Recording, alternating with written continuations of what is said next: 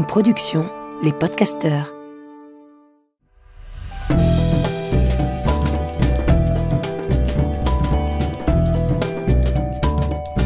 Histoire de mode. Histoire de mode. Histoire de mode. Histoire de mode. Histoire Histoire de mode. Seuls nos cœurs sont intemporels. Certaines choses se faufilent, sans bruit et en douceur, et se révèlent éternelles. En rangeant mes affaires d'été l'autre jour, en rangeant mes maillots de bain et mes bermudas, en ressortant écharpe et bonnet, je me suis soudainement rendu compte que ma garde-robe était la même depuis toujours. Je me suis promené, égaré parfois, mais elle est toujours redevenue la même. Elle est composée de jeans confortables, de t-shirts blancs et de pulls en cachemire bleu marine. D'une flopée de pulls que je superpose et dans lesquels je m'emmitoufle au gré du froid. Je ne porte plus les vieux pulls en cachemire de mon père.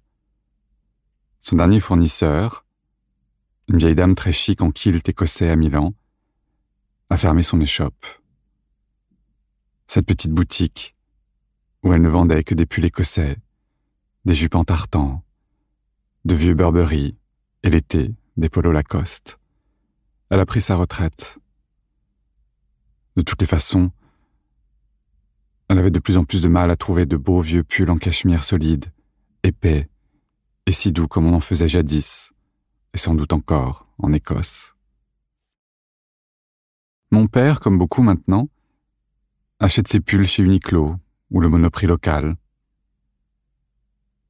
Ils ne se transmettent pas. Au fond, aucun intemporel n'est éternel. Je songeais à ça lorsque mon regard s'est posé sur la pile de tennis à lacets blancs Ben Simon qui jonche le bas de mon placard. Il y avait bien 5 ou 6 paires et j'allais devoir en jeter les 3/4, troués, déchirés, tachés de crème solaire ou de goudron, élimés par l'usure de l'été. Ces baskets de 3 fois rien que je porte depuis toujours.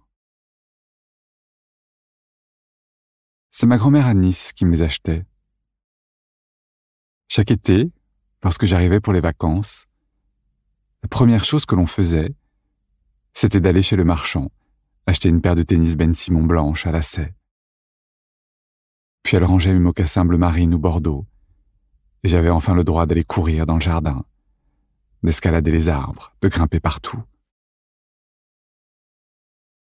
Ma grand-mère m'achetait une paire de tennis, puis, chez le marchand de jouets, un tout petit pistolet en porte-clés, et dans lesquels on pouvait mettre un pétard qui claquait lorsqu'on appuyait sur la gâchette.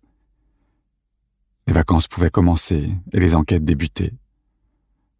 J'ai toujours eu une âme d'inspecteur, mais ça c'est une autre histoire. Bref, c'était le bonheur tout terrain. Et même lorsque nous allions à la plage de Nice, où il y avait des galets si peu commodes, et où il fallait faire attention aux taches de goudron, ou lorsque nous allions dans ces criques, où il fallait faire attention à ne pas marcher sur un oursin, je conservais mes tennis. J'avais une paire de rechange, généralement celle de l'année dernière que ma grand-mère avait conservée. Et c'était au fond plus pratique que des méduses. J'enfilais mes tennis le premier jour de l'été, et c'était la liberté de pouvoir aller où je voulais, sans jamais avoir à m'en soucier. Jusqu'à la rentrée de septembre, où, la veille de la reprise de l'école, ma mère m'emmenait rue de Passy acheter une nouvelle paire de mocassins bleu marine, chez Sergent-Major.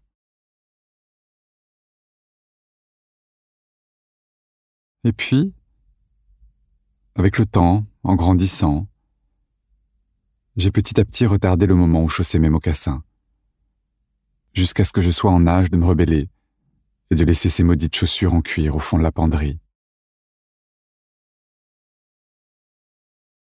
Antoine avait fait pareil, et s'était acheté une paire de tennis comme les miennes, en prévision de notre premier été. Je nous revois, à la terrasse de ce café, à la fin de l'année scolaire, à l'ombre des platanes immenses, sur cette petite place devant l'église d'Auteuil. J'ai revu la chaleur qui collait un peu nos t-shirts, nos jeans qu'on retroussait, nos pieds nus dans ces tennis de 3 fois rien, le cliquetis des glaçons dans nos verres de Perrier menthe pour faire comme à Saint-Jean, le goût du sirop sur la cigarette d'Antoine lorsque je tirais une latte dessus, la façon qu'il avait de s'étirer en passant ses bras derrière la tête, tout en me regardant, car il savait que je trouvais ça sexy, ce moment où il dévoilait son nombril, ses aisselles. Puis il bâillait. Alors je riais, parce qu'il ne savait vraiment pas tenir son rôle.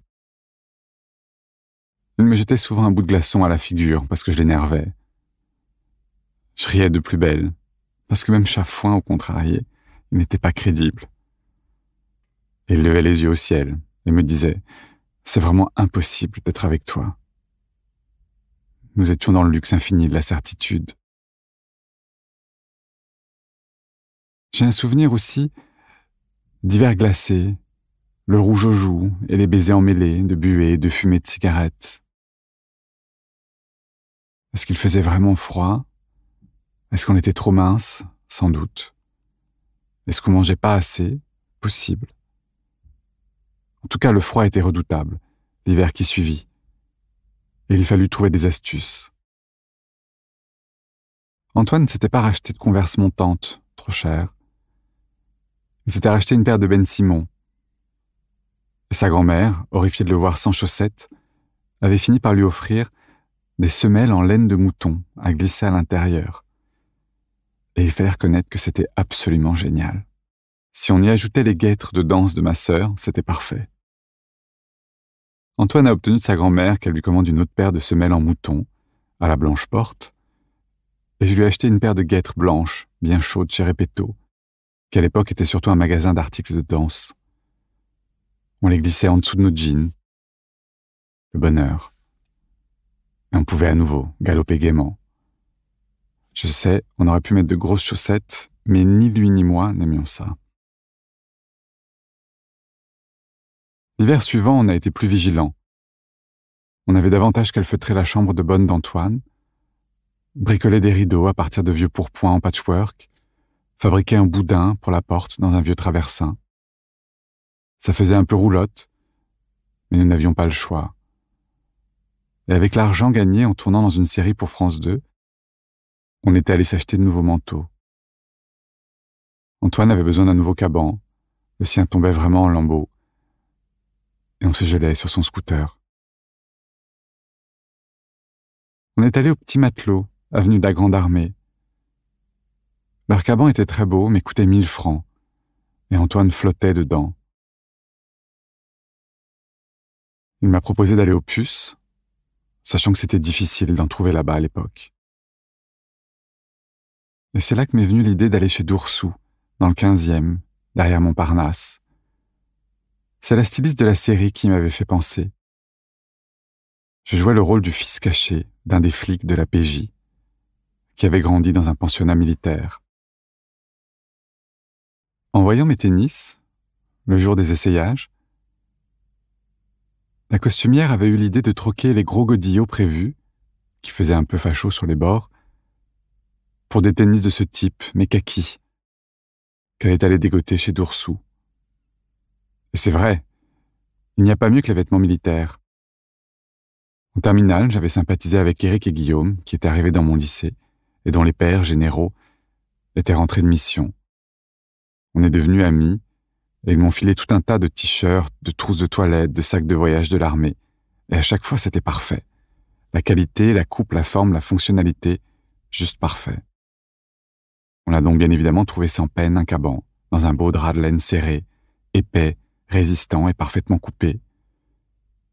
Et moi, je me suis acheté une parka bleu marine, de celle avec la doublure en mouton blanc à l'intérieur, parce que ça donne bonne mine, et que c'est délicieusement chaud. On avait ri, parce qu'on pouvait sans doute tenir à deux dedans. Mais quel luxe d'être au chaud, et de ne pas se sentir engoncé par 15 000 couches.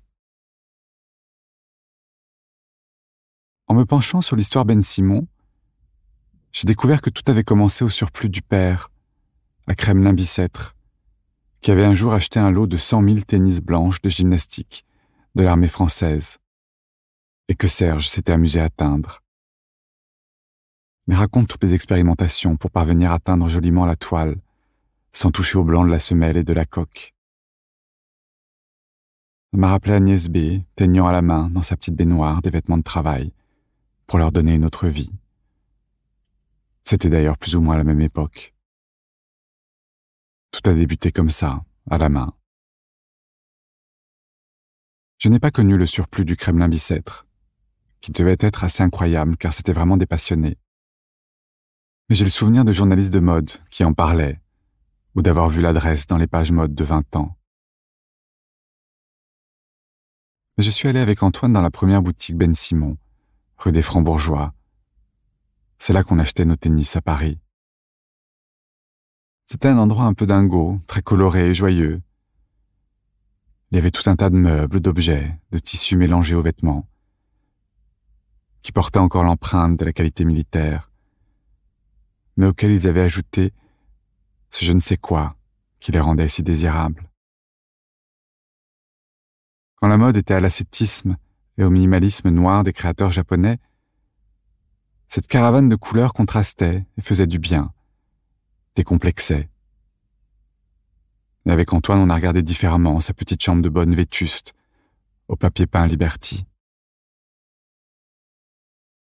Ça m'amuse toujours autant aujourd'hui de flâner dans leur boutique, pour les couleurs, la gaieté, la multitude d'objets pratiques et pas chers, et pour cette poésie qui se faufile un peu partout. Je n'achète le plus souvent qu'une ou deux paires de tennis. Je pourrais les acheter sur Internet, mais je ne pourrais pas, avant de repartir, vaporiser sur le revers de ma main, comme j'en ai l'habitude, un peu de l'eau de Cologne de Serge, qui est en vente à la caisse. Parce que c'est une des plus belles eaux de Cologne qui soit, parce qu'il a faite pour lui, que c'est la meilleure des recettes. Et qu'elle m'a toujours évoqué le parfum de l'oncle, un peu artiste, qu'on adore, et qui a du soleil entre les mains. Lorsque je repense à cette époque, c'est souvent la même image qui me revient en tête, celle d'Antoine et moi, sur le pont d'un bateau-mouche en plein hiver, mangeant des marrons chauds, l'un contre l'autre, à l'abri l'un avec l'autre. Je revois nos pieds appuyés sur la rambarde, comme des garnements, nos pieds dans ces tennis qui rendaient tout si léger. Il faisait gris, affreusement froid.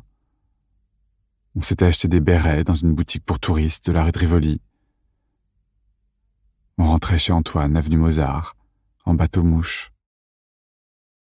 C'était une période un peu triste. Antoine s'ennuyait à la fac. Je ne travaillais pas, j'essayais d'écrire. Alors, on rêvait, on imaginait à voix haute nos vies, là, au milieu de tous ces bâtiments majestueux, plongés au cœur de l'hiver.